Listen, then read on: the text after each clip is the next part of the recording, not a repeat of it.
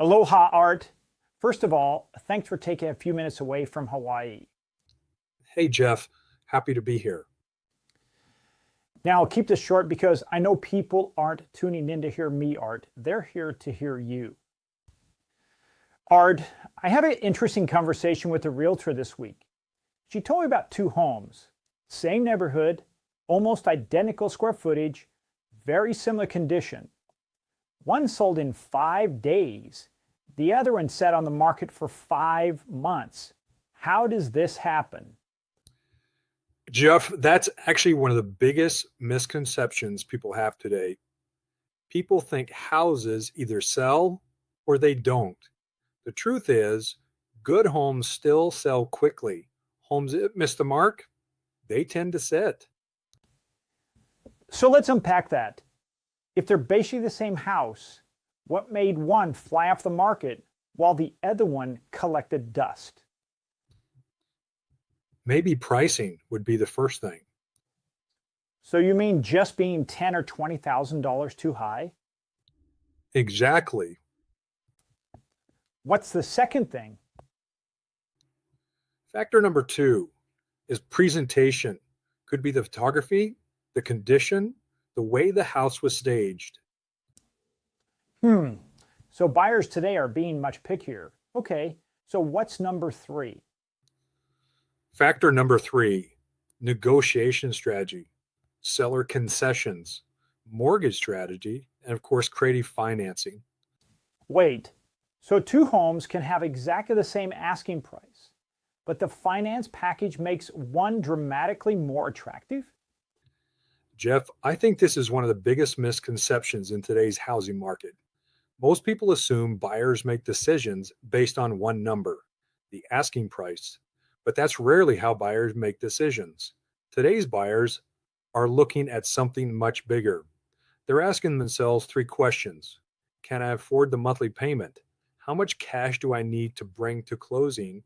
And does the home fit my family's lifestyle and goals? That's where the strategy comes into play. Let me give you an example. Imagine two identical homes listed at $700,000. On paper, they look exactly the same, but home A is simply listed for sale. There's no additional strategy behind it. Home B is also listed for $700,000, but the seller is willing to help with closing costs. Maybe they're willing to contribute toward a temporary rate buy down. Maybe there's flexibility in how the financing is structured. Now, think about the buyer sitting at their kitchen table.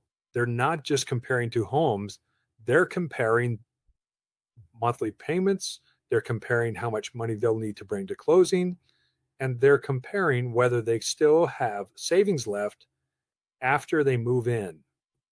Suddenly, those two homes don't feel identical anymore.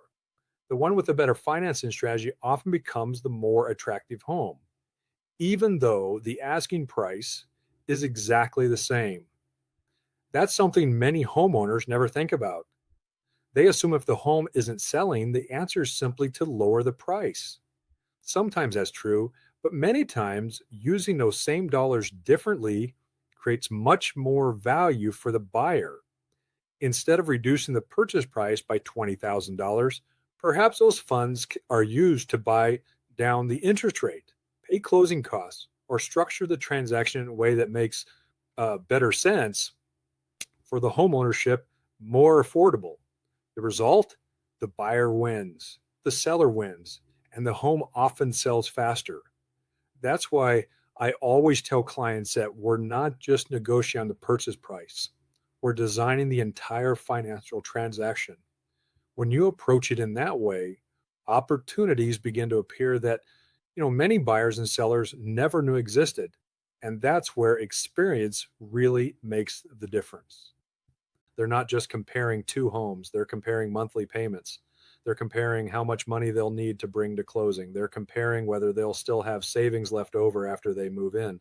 Suddenly, those two homes don't feel identical anymore. The one with the better financing strategy often becomes the more attractive home, even though the asking price is exactly the same.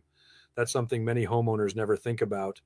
They assume if the home isn't selling, the answer is simply to lower the price. Sometimes that's true, but many times using those same dollars differently creates much more value for the buyer.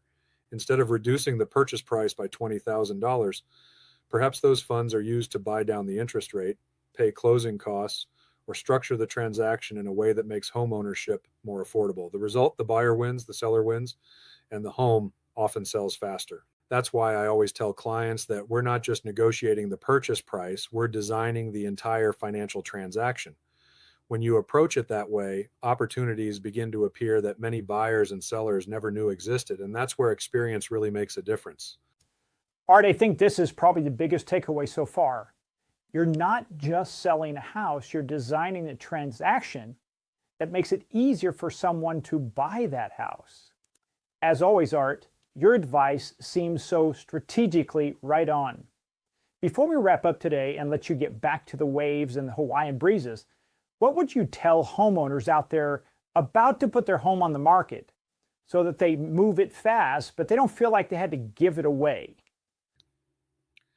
Jeff, the first thing I'd tell them is this. Don't start with the question, how much can I get for my house?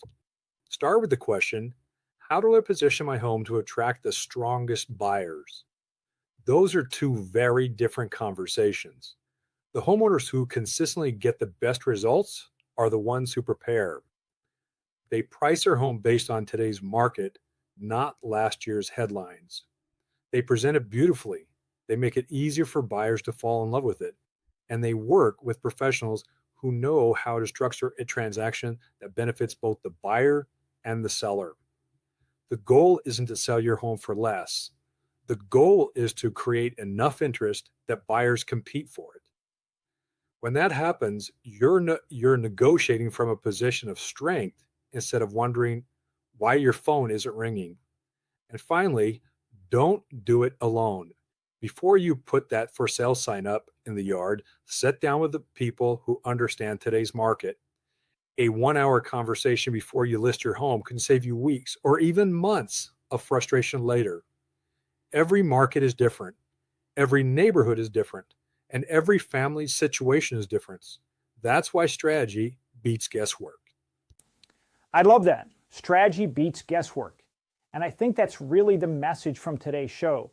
Two homes can look almost identical, but the one with the better strategy is usually the one with the better outcome. Art, thanks for spending a little time on your vacation with us. We truly appreciate it. My pleasure, Jeff.